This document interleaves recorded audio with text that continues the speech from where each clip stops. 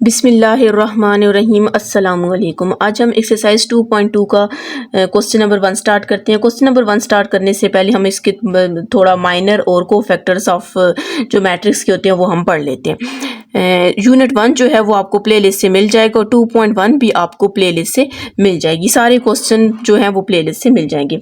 Minor and को factor of an element of a matrix. ठीक है, हमने क्या पढ़ना है यहाँ पर, माइनर किसको बोलते हैं और को फैक्टर किसको बोलते हैं। आप इस एक्सरसाइज में तकरीबन ये चीज यूज करेंगे। ठीक है, सबसे पहले तो हमने एक मैट्रिक्स लिए जिसको हमने ए का नेम दे दिया और इस मैट्रिक्स में आप देख सकते हो अब फर्स्ट रो फर्स्ट कॉलम है तो मैंने 1 1 लिखा है, फर्स्ट रो सेकंड कॉलम है फिर 1 2, मतलब फर्स्ट वाला जो 1 है वो रो को शो कर रहा है और जो सेकंड वाला है वो आपके पास किसको शो कर रहा है, कॉलम को शो कर रहा है। ठीक है, फर्स्ट रो थर्ड, अब अगर इसको देख लें, ठीक है, थर्ड रो मतलब तीसरा और रो कॉलम कौन सा है, सेकंड, तो 3 2 लिखा है। अब 1 1 1 2 2 1 2 2 2 3, फिर 3 1 से स्टार्ट करें, 3 2 3, अगर नेक्स्ट हो तो आपके पास 3 4 हो जाएगा। अगर इससे भी नीचे रो होगी तो उसको 4 1 से हम स्टार्ट करेंगे। ठीक है, अब माइनर किसको बोलते हैं, M1 से इसको हम डिनोट करते हैं। ठीक है, माइनर को आप M1 से डिनोट करते हो और फैक्टर्स को आप A11 से डिनोट करते हो। ठीक है, अब माइनर ऑफ A11 आपके पास क्या होगा, मतलब माइनर ऑफ A11 आपने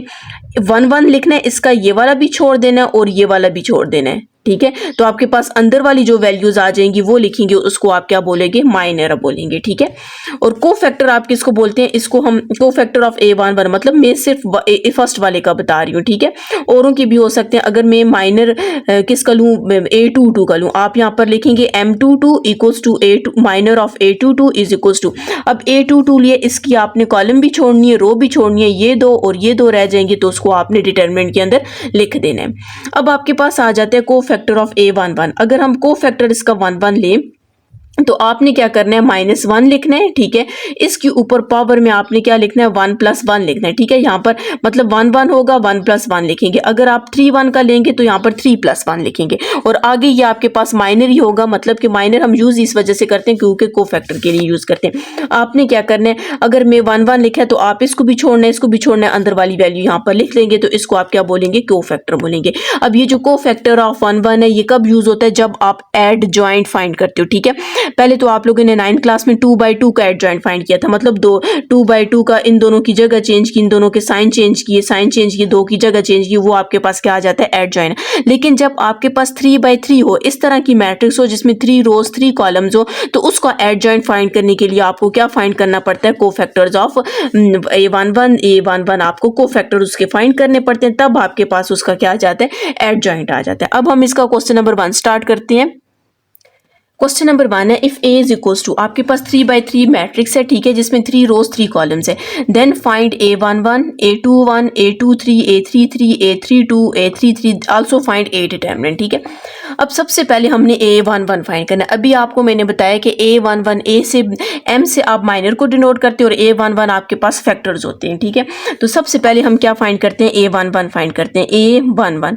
अब आपने क्या करना है, -1 तो हर किसी में लिखना है। अब A1 और 1 है तो आपने ऊपर लिखना है 1 + 1 लिख देना है। अब यहाँ पर A11 था, आपने क्या करना है, फर्स्ट रो मतलब 1 किसको शो कर रहा है, फर्स्ट रो, और फर्स्ट कॉलम को आपने छोड़ना है, अंदर वाले जितने भी एलिमेंट्स होंगे वो आपने लिखने हैं। 2 0 0 -2 आपके पास आ जाएगा। ठीक है, यहाँ पर अब हम इसको सॉल्व कर लेते हैं।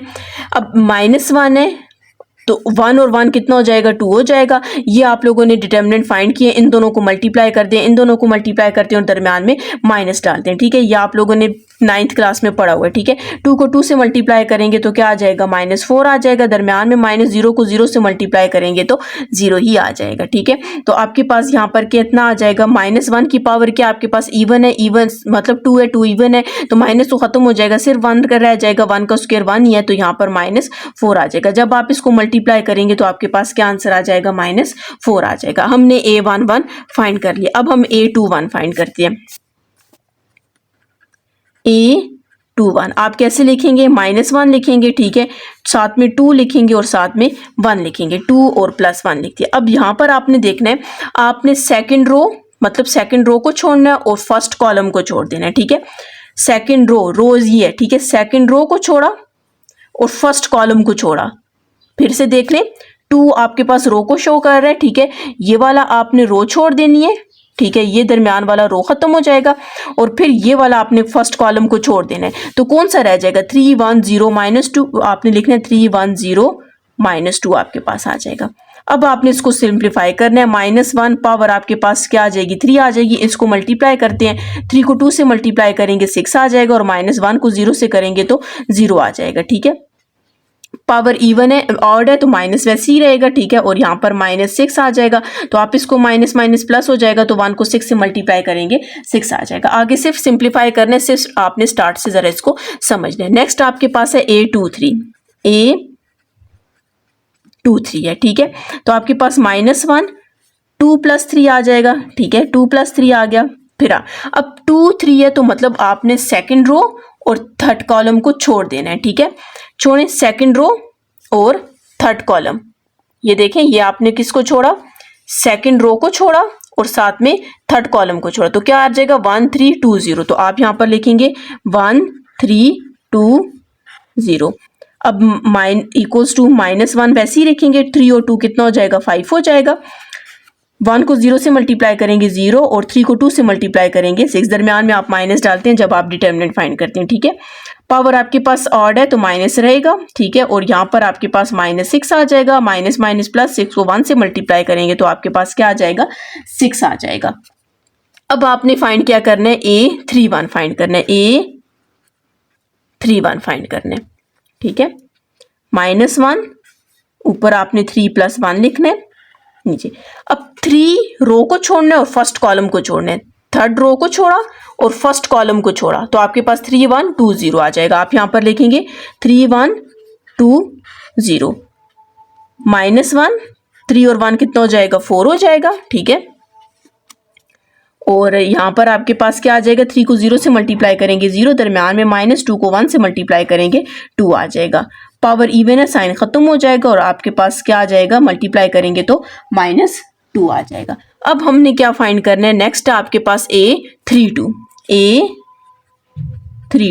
-1 लिखेंगे, 3 + 2 लिखेंगे और यहां पर आपने थर्ड रो सेकंड कॉलम। ठीक है, ये देखें, थर्ड रो सेकंड कॉलम छोड़ेंगे तो क्या बच जाएगा, 1 1 -1 0। ठीक है, तो आपने लिख लेना है 1 1 -1 0 लिख लिया।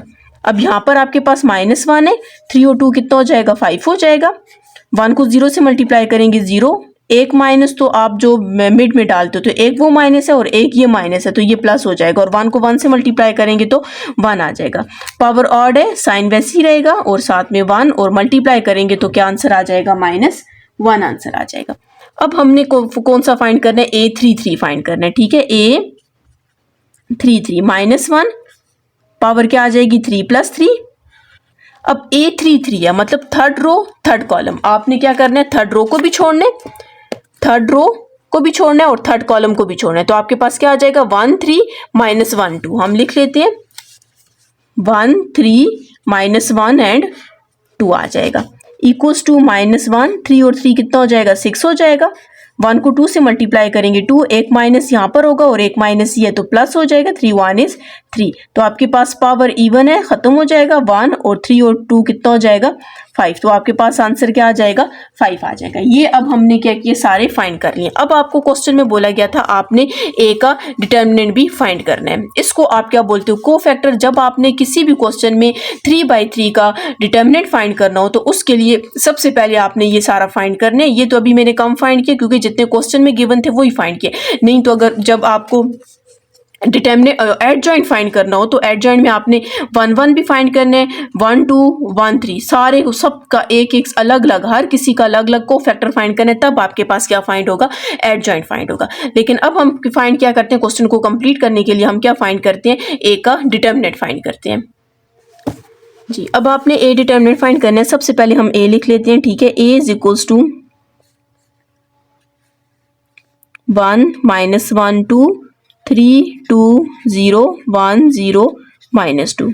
इसका डिटर्मिनेंट फाइंड करेंगे। डिटर्मिनेंट आपको पता है कि 2 स्ट्रेट लाइंस होती हैं जो आपने सबसे पहले लगानी है। ठीक है, 3 2 0 1 0 -2, ये आपके पास क्या आ गया, इसका डिटर्मिनेंट। अभी हमने इसको सॉल्व करना है। हम क्या करते हैं, एक्सपेंड बाय R1, हम इसको लिख लेते हैं एक्सपेंड